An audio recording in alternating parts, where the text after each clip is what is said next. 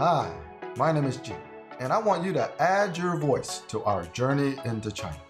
Because accelerating success in China through learning Chinese language and culture is about the application of key Chinese cultural concepts in the proper cultural context. Every week, I create a LinkedIn post to get other perspectives about 1 of 10 Chinese cultural concepts that I believe are misunderstood but essential for understanding how Chinese people think, why they behave the way they do, and how to create more positive communication patterns that lead to more constructive cooperation. This week's Chinese cultural concept is 信任, which means trust.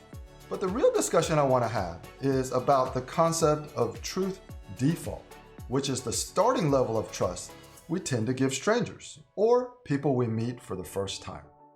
This concept was analyzed by Timothy Levine in his book Duped, but I learned about this concept from Malcolm Gladwell in his book Talking with Strangers, because I noticed another important cultural concept or cultural dichotomy between Chinese thinking and my more Western mindset.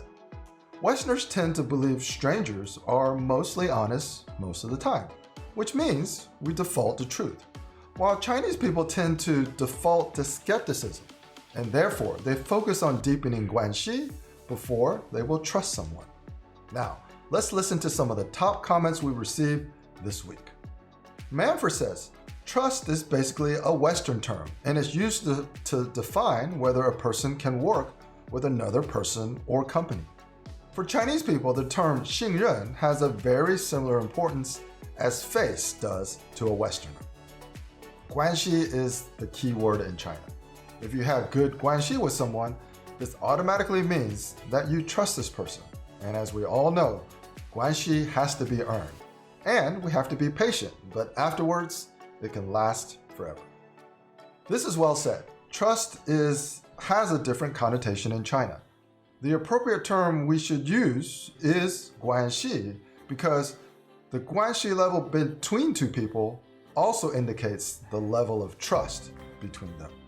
Unlike the Western world, where to varying degrees people tend to trust strangers until proven otherwise, in Chinese, guanxi has to be earned by developing the proper mindset for reciprocating goodwill and forgiving face. Westerners tend to default to truth until proven otherwise, whereas Chinese will usually default to skepticism until deeper guanxi relationships have been established. Then Julia added, I think language is the key to communicating effectively and gaining mutual trust. Language can also be a barrier for effective cross-cultural communications, especially in China. If one is trying to gain trust from their Chinese counterparts, it is important to cultivate guanxi and show that you understand Chinese culture. For me, I've been able to develop trustworthy relationships with my Chinese colleagues by being honest and by reciprocating favors. You know, Juliet has lived and studied extensively in China, even living with Chinese host families. And I believe she has a very healthy and positive mindset for engaging with Chinese people. Authenticity works in any culture. And what I believe Juliet has demonstrated is how important attitudes are for opening doors that might otherwise be closed, especially to foreigners. Her open attitude allows her to default to truth, which in turn allows her Chinese friends and colleagues to reciprocate.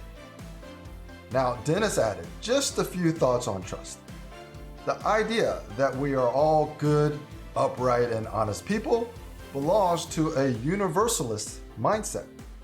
I see it here in Luxembourg, where trust is granted almost automatically. It is such a small country where everyone knows everyone. So even criticizing another person, much less cheating on him or her, would be difficult to imagine. There is an instilled value of what is right, honest, and fair.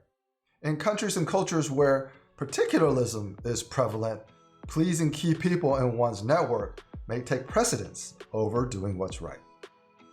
So yeah, Luxembourg, this is an excellent example where most people in a community default to truth.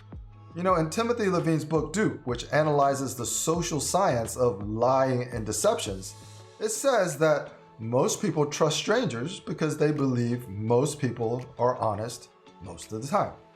In Western culture, this truth default is actually necessary for society to function. In contrast, I've observed that Chinese people don't default to truth. Rather, they are more likely to do something that I would consider defaulting towards skepticism. And this makes sense when trust is defined differently in the minds of Chinese people. Guanxi is a Chinese cultural concept that has been translated and interpreted over and over, but most Westerners still do not fully comprehend its meaning, yet we can probably all agree that it is important to understand for anyone doing business there. Truth default is another term that I personally believe is useful for both sides to realize that there is a cultural dichotomy, so we can avoid misperceptions leading to greater distrust. And finally, Christina says, absolutely, humility, empathy, giving face, reciprocating favors, and a genuine interest for their culture and history will all help establish Guanxi with your Chinese counterparts. I could see how happy some Chinese people who live in my town were when I asked them about Chinese New Year's. I gave them face by showing real interest in their traditions. So Christina lives in Italy for context, and I think this is a great way to reach out to anybody. Sometimes something as simple as asking or caring about Chinese New Year's is a goodwill gesture and a very positive step in developing deeper Guanxi relationships. Okay, so I hope this extends your understanding and application of trust and truth default as a Chinese cultural dichotomy with the West. Again, improving how we cooperate across cultural and value differences is a never-ending journey, and this conversation is ongoing. I'd really love it if you would add more comments about truth default specifically.